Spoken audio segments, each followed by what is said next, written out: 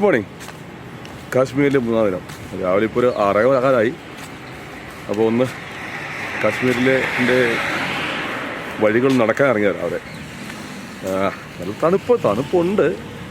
എത്രയാ 8 or 10 കാണിക്കുന്നത്, പക്ഷേ നമുക്കത്ര തണുപ്പ് ഫീൽ ചെയ്യുന്നില്ല. അത് കോഴിക്കോട്ടെ ചൂടിൻ്റെ എക്സ്ട്രീമിൽ നിന്ന് ഇങ്ങോട്ട് വന്നപ്പോൾ സുഖമുണ്ടല്ലോ, അത് പറയാതെ വയ്യ കേട്ടോ. ഇന്നലെ ആണെങ്കിലും വലിയ ഇന്നലെ ഈ കോട്ട് കയറേണ്ടി വന്നില്ല. ഞങ്ങൾ പോയ സ്ഥലത്ത് പെഹൽഗാമിൽ തണുപ്പൊന്നും ഉണ്ടായിരുന്നില്ല. പക്ഷേ അതിന് മുമ്പ് ഫസ്റ്റ് ഡേ നമ്മൾ തണുത്ത് വിറച്ച് പോയി. അത് വേറെ കാര്യം.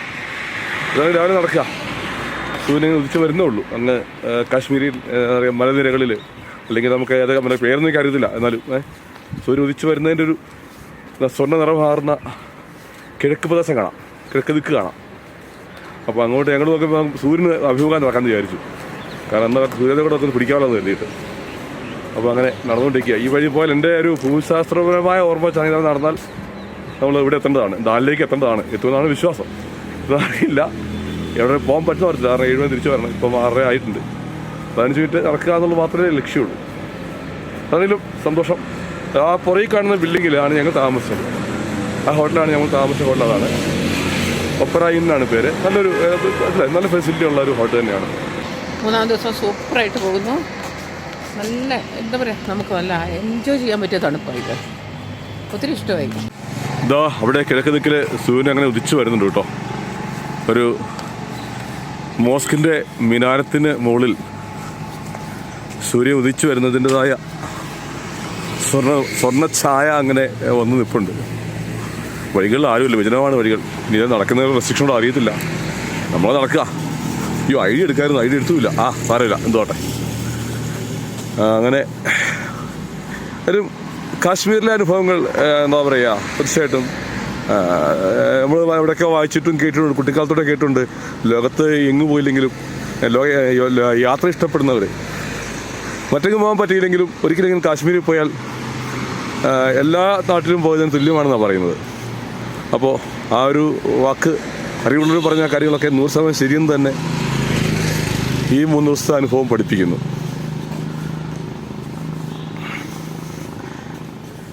എന്നെ അത്ഭുതപ്പെടുന്ന മറ്റൊരു കാര്യം, തണുപ്പിലും കാക്ക ഉണ്ടാകുന്നുള്ള കാര്യമാണ് അല്ലേ. ഗുൽമാർഗിലും കണ്ടു ഇഷ്ടംപോലെ കാക്കകളൊക്കെ ഉണ്ട്. പ്രാവും കാക്ക ഇഷ്ടം പോലെ ഉണ്ടായിരുന്നു. ഇവിടെ പ്രാവുകൾ ഉണ്ട്. ഒരു മൈനയാണല്ലോ. ഇഷ്ടംപോലെ മൈനയുണ്ട് കേട്ടോ. ഇങ്ങനെ മൈനകളുണ്ട് അവിടെ. അത് നമ്മുടെ മാടപ്രാവാണല്ലേ. മാടപ്രാവേ വാ, ഒരു കൂട് കൂട്ടാൻ വാ, ഈ വസന്തക്കാലം. ആദ്യം പാടുന്നു, രാവിലെ പാടി ശരിയാവില്ല.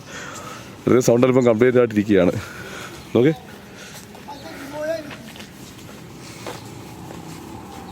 ഇനി ഇവിടെ കണ്ട ഒരു കാര്യം, ഒരു ടൂറിസ്റ്റ് ലൊക്കേഷൻ ആയതുകൊണ്ടാവാം കാണുന്ന ഓരോ വ്യക്തിയിൽ നിന്നും എങ്ങനെയൊക്കെ കച്ചവടം നടത്തി പൈസ വാങ്ങാം. തട്ടിപ്പൊന്നും പറയില്ല കേട്ടോ, തട്ടിപ്പൊന്നും ആക്കാനല്ല ഉദ്ദേശിച്ചത് കേട്ടോ. തട്ടിപ്പ് എനിക്ക് ഫീൽ ചെയ്യില്ല, വീണ്ടും പറയാം. ഇപ്പോൾ തട്ടിപ്പുണ്ടെന്ന് എനിക്ക് ഒരിക്കലും പറയാൻ കഴിയില്ല. പക്ഷേ അത് ബിസിനസ് ആണല്ലോ, ടൂറിസ്റ്റ് ഡെസ്റ്റിനേഷൻ അല്ലേ. അപ്പം വരുന്ന ഓരോ വ്യക്തിയിൽ നിന്നും എങ്ങനെ പണം വാങ്ങിയെടുക്കാം, അത് കച്ചവടം നടത്തി നേരെ വിളിക്കും കേട്ടോ. അത് അങ്ങനെ തന്നെ പറയാൻ എനിക്കിഷ്ടം. ആ ഒരു മനോഭാവം ഉണ്ട്, അത് തെറ്റ് പറയാൻ പറ്റില്ല. കാരണം ടൂറിസം മാത്രം ഇപ്പോൾ മുഖ്യ വരുമാനമായ ഒരു പ്രദേശത്ത് ജനങ്ങളെ ചിന്തയിൽ തെറ്റിടാൻ പറ്റുമല്ലോ. അതുകൊണ്ട് അത് ഞാൻ ഒരിക്കലും പറയുന്നില്ല. പക്ഷെ നമുക്കത് അല്പം അരോചകമായി തോന്നുന്നുണ്ട് എന്നുള്ള കാര്യം പറയിക്കാൻ വയ്യ. പക്ഷേ നമ്മൾ മറ്റൊരു ജീവിതശൈലിയിൽ നിന്ന് വരുന്നുണ്ടാവാം, അത്രയേ ഉള്ളൂ. അതൊരിക്കലും എന്നെ കുറ്റവാട്ടമല്ലേ കുറവായിട്ട് പറഞ്ഞതല്ല. പിന്നെ ഒന്നും പറയാം, കാശ്മീർ ജനത പൊതുവെ ഞാൻ ഇതുവരെ ഇപ്പോൾ 3 ദിവസത്തെ അടുത്ത പരിചയമുള്ള അതൊന്നുമില്ല. എന്നാലും വളരെ നല്ല വേഷമായിട്ടാണ്. അങ്ങോട്ട് നോക്ക്. അപ്പോൾ പയ്യെ സൂര്യൻ ഉദിച്ച് വരുന്നുണ്ടേ. സൂര്യൻ്റെ ആദ്യ കിരണം പതിച്ചിരിക്കുന്നു കേട്ടോ. അടിപൊളി. ഇതൊരു ആഗ്രഹമായിരുന്നു ഇങ്ങനെ എടുക്കണം എന്നുള്ളത്. ഏതായാലും ദൈവം അനുഗ്രഹിച്ചിട്ട് മടി പിടിച്ച് കിടന്ന് എന്നെ എൻ്റെ വാരി പൊക്കിട്ട് വന്നുകൊണ്ട് നടന്നത്. വാ.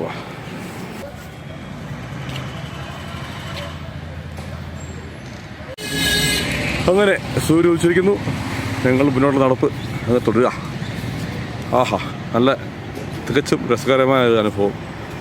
മലമുകളിൽ സൂര്യൻ ഉദിച്ചു വരുന്ന ഒരു സമയം കൃത്യമായി നമുക്ക് നമ്മുടെ ക്യാമറ പകർത്താൻ പറ്റി.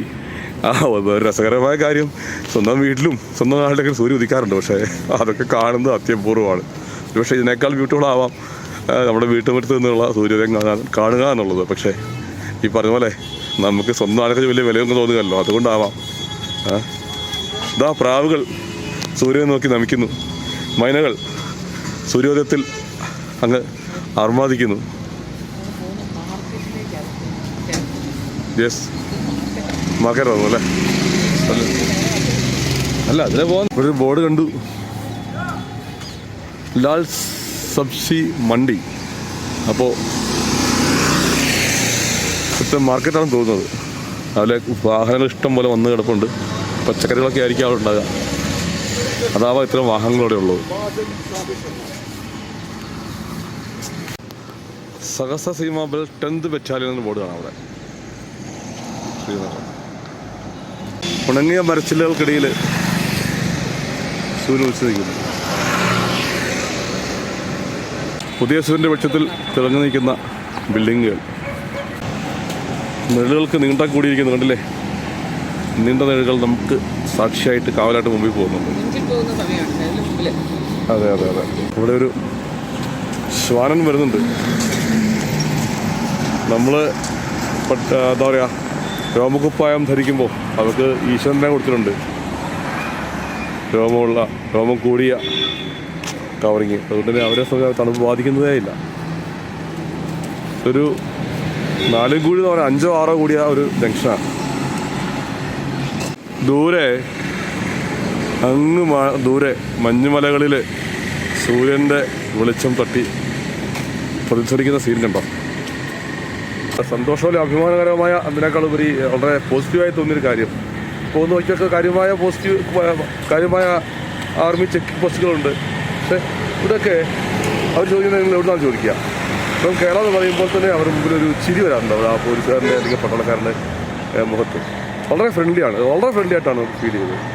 നമ്മുടെ ആർമി ഈ തണുപ്പത്തും ചൂടത്തും ഒക്കെ എന്താ പറയുക, വെയിലും കൊണ്ട് എക്സ്ട്രീം തണുപ്പ്, നമ്മുടെ എന്താ പറയുക എക്സ്ട്രീംസ് എല്ലാം സഹിച്ച് നിൽക്കുന്ന പാവങ്ങൾ, അവർ എത്ര ഫ്രണ്ട്ലി ആയിട്ടാണ് നമ്മൾ ഇടപെടുന്നുള്ളത് ശരിക്കും അനുഭവവേദ്യമായെന്ന് പറയാം. ഭയങ്കര ടച്ച് ചെയ്യാൻ തോന്നി കേട്ടോ, അതേ പറയാം.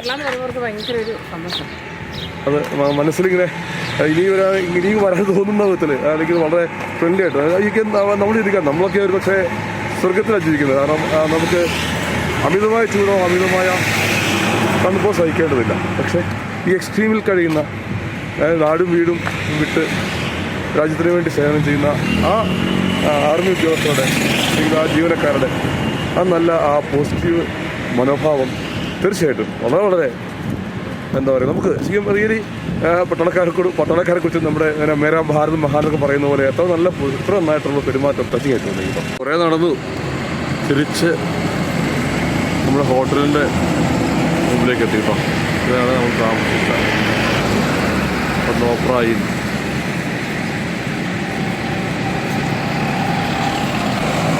നാലാം ദിനം പ്രഭാതയാത്രയ്ക്കും രുചികരമായ ബ്രേക്ക്ഫാസ്റ്റിന് ശേഷം യാത്ര ആരംഭിച്ചു ധൂത് പത്രിലേക്ക്. ആക്ച്വലി ഈ പാക്കേജ് പ്രകാരം ഞങ്ങൾ ഇത് പോകേണ്ടത് സോനമാർഗിലേക്കാണ്. പക്ഷേ സെക്കൻഡ് ഡേയിൽ നമ്മൾ ഗുൽമാർഗിൽ പോയതുകൊണ്ട് തന്നെ അതിനേക്കാൾ വലിയ വ്യത്യസ്തതയൊന്നും സോനമാർഗില്ലെന്ന് മനസ്സിലാക്കിയതിനാൽ അല്പം കൂടെ പച്ചപ്പ് നിറഞ്ഞ ധൂത് പത്രിലേക്കാകാം യാത്ര എന്ന് തീരുമാനിച്ചു. അങ്ങനെ ഞങ്ങൾ പയ്യെ അങ്ങ് പുറപ്പെട്ടിരിക്കുന്നു ധൂത് പത്രിലേക്ക്. ധൂത് പത്രിയിലേക്ക് ഇവിടുന്ന് ഇനിയും 30 കിലോമീറ്ററാണ്. ശ്രീനഗറിൽ പുറപ്പെട്ട് 12 മണിക്കൂറായി. നല്ലൊരു വെള്ളച്ചാട്ടമാണെന്നാണ് കേട്ടത്. നമുക്ക് നേരത്തേക്ക് ധൂത് പത്രിക്ക് നേരത്തേക്ക് എത്തുന്നതാണ്. അപ്പോൾ നല്ലൊരു വെള്ളച്ചാട്ടമാണ്. അത് കണ്ട് പോരുന്ന വഴിക്ക് ഉണ്ട് ഇതൊക്കെ ഇവിടെ ഉണ്ടെന്നാണ് മനസ്സിലാക്കുന്നത്. അതെല്ലാം കണ്ട് ഒരു 4 മണി തിരിച്ചറിയാം. ഇവിടെയുള്ള ഒരു പാർക്ക് കാണാറുണ്ട്. ശ്രീനഗറിൻ്റെ തിരക്കിട്ട രാവിലത്തെ ട്രാഫിക്ക് കഴിഞ്ഞ് ശ്രീനഗറിൻ്റെ ഔട്ടർ എത്തിയിരിക്കുന്നു. ദൂരെ കാണുന്നത് ശ്രീനഗർ എയർപോർട്ടാണ്. ഇവിടുന്ന് ഏകദേശം ഒരു 30 കിലോമീറ്ററോടെ യാത്ര ചെയ്യാനുണ്ട് നമ്മുടെ ഇന്നത്തെ ലൊക്കേഷനിലേക്ക് എന്നാണ് മനസ്സിലാക്കുന്നത്. തൊട്ട് താഴെ കാണുന്നത് ആപ്പിൾ ചെടികളാണ്. ഓഫ് സീസൺ ആയതുകൊണ്ട് ഇങ്ങനെ എന്താ പറയുക പൂത്തു നിൽക്കുന്ന സമയം, കായായിട്ടില്ല എന്നുള്ളതാണ് മനസ്സിലാക്കുന്നത്. യാത്രക്കിടയിൽ റോഡിന് ഇരുവശവും കാണുന്നത് ഒരു യൂറോപ്യൻ ആർക്കിടെക്ചർ നിലവാരത്തിലുള്ള ശൈലിയിലുള്ള വീടുകളാണ്. കാരണം മറ്റൊന്നുമല്ല, മഞ്ഞ് വീഴുമ്പോൾ ആ മഞ്ഞിനെ വേഗം എളുപ്പത്തിൽ റിമൂവ് ചെയ്യുന്നതിനുള്ള സൗകര്യത്തിന് വേണ്ടി ആവാം. സ്തൂപികാഗ്ര മരങ്ങൾ പോലെ സ്തൂപികാഗ്ര സുന്ദര ഭവനങ്ങളും ശ്രീനഗർ നഗരവും രാജവീഥികളും പിന്നിട്ട് ഇടുങ്ങിയ വഴികളിലൂടെ യാത്ര തുടരുകയാണ്. സമയം ഇപ്പോൾ രാവിലെ 9:30 നമുക്ക് കാണാം വഴികളിലൂടെ കുട്ടികൾ സ്കൂൾ ബാഗും ചുമന്ന് സ്കൂളിലേക്ക് പോവുക. റോഡിലെ സ്കൂൾ ബസ്സുകൾ ഇടുങ്ങിയ വഴി ആയതുകൊണ്ട് തന്നെ രാവിലത്തെ ഒരു തിരക്കില്ലേ, ആ തിരക്കിൽപ്പെട്ട് ഞങ്ങളും അങ്ങനെ സാവകാശം നീങ്ങിക്കൊണ്ടിരിക്കുന്നു. ഈ ഗ്രാമപ്രദേശത്ത് വഴികളിലാകെ കാണുന്നത് നമ്മുടെ മാരുതി ഓൾട്ടോ ആണ്. അത് അല്പം പോലും അത്ഭുതപ്പെടുത്തിയില്ല. കാരണം ഒരു 8-10 വർഷം മുമ്പ് പണ്ട് നോർത്ത് ഈസ്റ്റിൽ പോയപ്പോഴും കണ്ടിരുന്നു. അവിടെ അന്ന് ഓൾട്ടോയുടെ കാലമല്ല, മാരുതി 800 നമ്മുടെ 800-ൻ്റെ കാലം. അവിടെ അന്ന് ടാക്സിയായി കണ്ടിരുന്നത് കറുപ്പും മഞ്ഞയും പെയിൻ്റ് അടിച്ച മാരുതി 800-കളായിരുന്നു.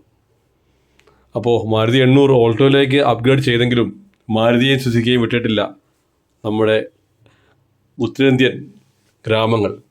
അവരുടെ നിത്യജീവിതത്തിൻ്റെ ഭാഗമാണ് ഈ വാഹനങ്ങൾ. ഒരു കാറിൽ 8-10 പേര് ഇടിച്ചു കയറി ഒരുമിച്ച് യാത്ര ചെയ്യുന്നു. ഇവിടെയെല്ലാം പബ്ലിക് കൺവെയൻസസ് പൊതുവെ കുറവാണ്. പിന്നെയും നമുക്ക് കാണാവുന്നത് സ്കോർപിയോയും അതിന് മുമ്പൊക്കെ ആണെങ്കിൽ നമ്മുടെ ബൊലേറോയും ഒക്കെയാണ് കാണുക, ഗ്രാമങ്ങളിൽ നിന്നും നഗരത്തിലേക്ക് എത്തിപ്പെടുന്നതിന് വേണ്ടി. ഒരു ഹൈവേയുടെ അടിപ്പാതയിലൂടെ യാത്ര തുടരുന്നു. ഈശ്വരാനുഗ്രഹത്താൽ എന്ന് പറയാം, ഈ ദിവസങ്ങളിൽ മഴ ഉണ്ടായിരുന്നില്ല. ഫസ്റ്റ് ഡേ നമ്മൾ കണ്ടു, നല്ല മഴയായിരുന്നു. പക്ഷേ നമ്മൾ രാവിലെ പുറത്തേക്ക് ഇറങ്ങുമ്പോഴത്തേനും മഴ കുറഞ്ഞു. ഈ ദിവസങ്ങളിലൊക്കെ രാത്രി മഴ ഉണ്ടായിരുന്നുവെങ്കിലും പുലർച്ചെ മുതൽ മഴ മാറി നിന്നു. അതുകൊണ്ട് തന്നെ കാഴ്ചകൾ അതിമനോഹരങ്ങളും.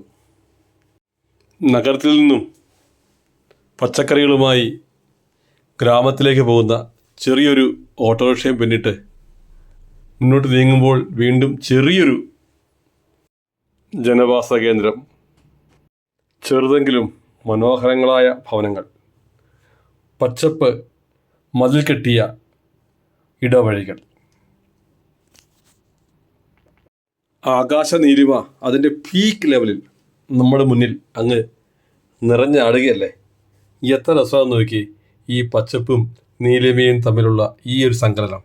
നമ്മൾ പണ്ട് പഠിച്ചിരുന്ന സ്കൂൾ പഠനകാലത്ത് പഠിച്ചിരുന്ന കാലത്ത് നമ്മൾ വായിച്ച കഥകളിലെ ചില കഥാപാത്രങ്ങൾ ജീവിച്ച് കഥകൾ വായിക്കുമ്പോൾ, നോവൽ വായിക്കുമ്പോൾ, ഇംഗ്ലീഷ് നോവലൊക്കെ വായിക്കുമ്പോൾ, കഥകൾ വായിക്കുമ്പോൾ നമുക്ക് മനസ്സിൽ നമ്മളിങ്ങനെ സ്വപ്നം കണ്ടിരുന്ന, ഇമാജിൻ ചെയ്തിരുന്ന ചില പ്രദേശങ്ങളൊക്കെ ഉണ്ടല്ലോ.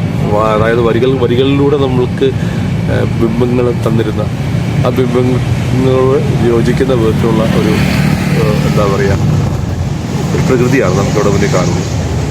അതുപോലെ തന്നെ സ്കൂൾ പഠനകാലത്ത് അധ്യാപകരും ആയിട്ട് പറഞ്ഞു തന്നതും പത്രങ്ങളിലൂടെയും പുസ്തകങ്ങളിലൂടെയും മനസ്സിലാക്കിയ കാശ്മീരിനെ കുറിച്ച് നമ്മൾ മനസ്സിൽ കണ്ട ആ ഒരു ഇമേജസ് അല്ല, ആ ഇമേജസിനോട് നീതി പുലർത്തുന്ന നല്ല കുറേ വിഷ്വൽസ് തീർച്ചയായിട്ടും ഭയങ്കര എന്താ പറയുക ഒരു നമ്മളെ ശരിക്കും നമ്മുടെ ആ ഒരു ഏജൊക്കെ നമ്മളങ്ങ് മറന്നിട്ട് നമ്മുടെ കുട്ടിക്കാലത്തിൻ്റെ കുതൂഹലങ്ങളിലേക്ക് നമ്മൾ മടങ്ങിപ്പോകുന്ന ഒരു അസാധ്യ ഫീൽ അവിടെ ഉള്ളത്. ശരിക്കും ഇങ്ങനെയുള്ള യാത്രകൾ നമ്മൾ ഭയങ്കരമായിട്ട് റീചാർജ് ചെയ്യും. തീർച്ചയായിട്ടും കൂടെയുള്ള എല്ലാവരും എന്താ പറയുക അത്യാവശ്യം നല്ല നിലയിൽ ബിസിനസ് ചെയ്യുന്ന നല്ല സക്സസ്ഫുൾ ബിസിനസ്മാൻമാരാണ്. ഞാൻ മാത്രമുള്ളതിൽ ഡിഫറെൻ്റ് ആയിട്ടുള്ളവർ. അപ്പോൾ അവരെ സംബന്ധിച്ചിടത്തോളം നമ്മളൊക്കെ അനുഭവിക്കുന്നതിനേക്കാൾ ടെൻഷനും സ്ട്രെസ്സിലൂടെയാണ് അവർ ഒരു ദിവസവും കടന്നു പോകുന്നത്. അപ്പോൾ അതിൽ നിന്ന് അവർക്കൊരു റിലാക്സേഷൻ, ഒരു റിലീഫ് നൽകാൻ തീർച്ചയായിട്ടും ഈ അങ്ങനെയുള്ള യാത്ര ഉപകരിക്കുന്നുള്ളതാണ്. തീർച്ചയായിട്ടും എന്നെ പോലുള്ള നമ്മളെപ്പോലെ പരിമിതമായ സാഹചര്യം ജീവിക്കുന്ന ഒരു വ്യക്തി നമ്മുടെ ഒരു ശരിക്കും പറഞ്ഞാൽ ചെറിയൊരു ചുറ്റുവട്ടത്ത് ഉള്ളത് കൊണ്ട് സ്വസ്ഥമായി സമാധാനമായി ജീവിക്കുന്ന വ്യക്തിക്കും ഇതൊക്കെ ജീവിതത്തിൽ വലിയൊരു അനുഭവമാണ്. ഞാനിപ്പോൾ ചിന്തിക്കാറുണ്ട്, പേഴ്സണലി ചിന്തിക്കുന്ന കാര്യം എന്താ പറയുക ഇത്രയും പരിമിതി നിന്നും ഇതൊക്കെ കാണാനും കേൾക്കാനും ഒക്കെ ഒരു അവസരം ദൈവം തരുന്നു എന്നതിൽ നമ്മൾ ഭയങ്കര ഹാപ്പി. അത്രയും പേർ കഴിയാത്ത മഹാഭാഗ്യങ്ങളിലൊക്കെ ഇപ്പോൾ ഈ കൊച്ചു കൊച്ചു കാര്യങ്ങളിൽ വലിയൊരു സന്തോഷം കണ്ടെത്തുക എന്നതാണല്ലോ ജീവിതം എന്ന് പറയുന്നത്. നമുക്ക് ലോകം മുഴുവൻ കാണാനോ ചേർക്കാൻ കഴിയില്ല. പക്ഷേ ഈ ദൈവം നമുക്ക് തന്ന കുഞ്ഞ് അവസരങ്ങളെ, ചെറിയ അവസരങ്ങളെ ഏറ്റവും നല്ല എന്താ പറയുക വളരെ പോസിറ്റീവായിട്ട് നമ്മൾ കൊണ്ടു നടക്കുമ്പോഴാണ് ലൈഫ് ഏറ്റവും സുന്ദരമായി മാറുന്നത്.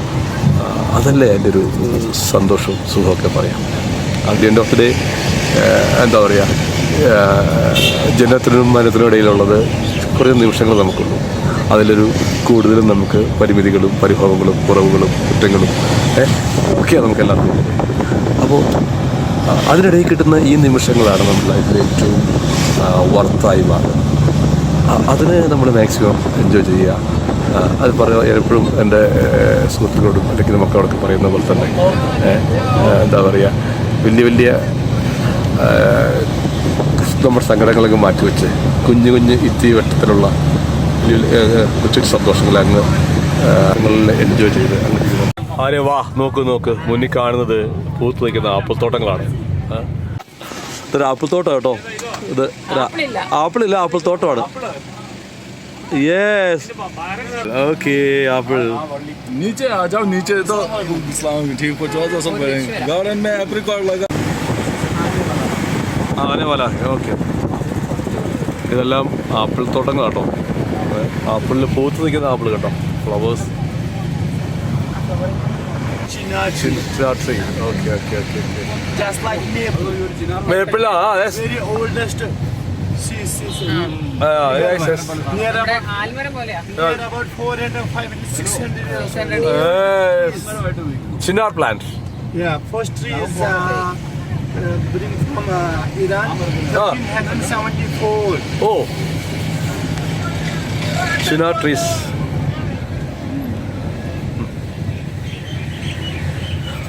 As per revenue department, Chinar revenue department, 33,000 chinars. ഓ, 1000 ചിനാർ സാധനം. As per revenue department. Revenue. Okay. Chinar. Chinar plant. Department survey as now ഓ, old plant. Chinar very old, near about 600 years. 600 years. ഓ, 600 വർഷം പഴക്കമുള്ള പ്ലാന്റ് ആണ് കേട്ടോ ഈ ചിനാർ പ്ലാന്റ്. ഓക്കെ. അതെ, എന്തെല്ലാം കേട്ടതാണ്. ഇവിടുന്ന് ദൂരപതി തിരികെയാണ് നമ്മൾ. പോലീസ് നമ്മൾ ചെക്ക് ചെയ്യാൻ പോകുന്നത്.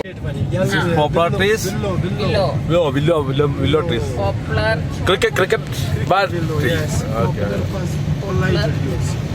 അങ്ങനെ poplar plywood. Srinagar This is willow. Willow plant. Leaves, small leaves. All leaves. Needle type leaves. Yes, this is willow. This is willow. For using for wood as a cricket bat. Okay. ഇത് വില്ലോ ഐറ്റംസാ. Take your video. Yes. Video. Bamboo handicrafts items. Bamboo അല്ല. Assalamu alaikum. Yes. ഇതുണ്ടോ കൊട്ടകൾ നോക്കി. ഇത് പിന്നെ You want to see? നല്ല രസം. this ആപ്പിൾ പൂത്ത് നിൽക്കുന്നുണ്ട്. നല്ല ഫ്ലവറിങ് ആപ്പിൾ. റൈഡിഷ്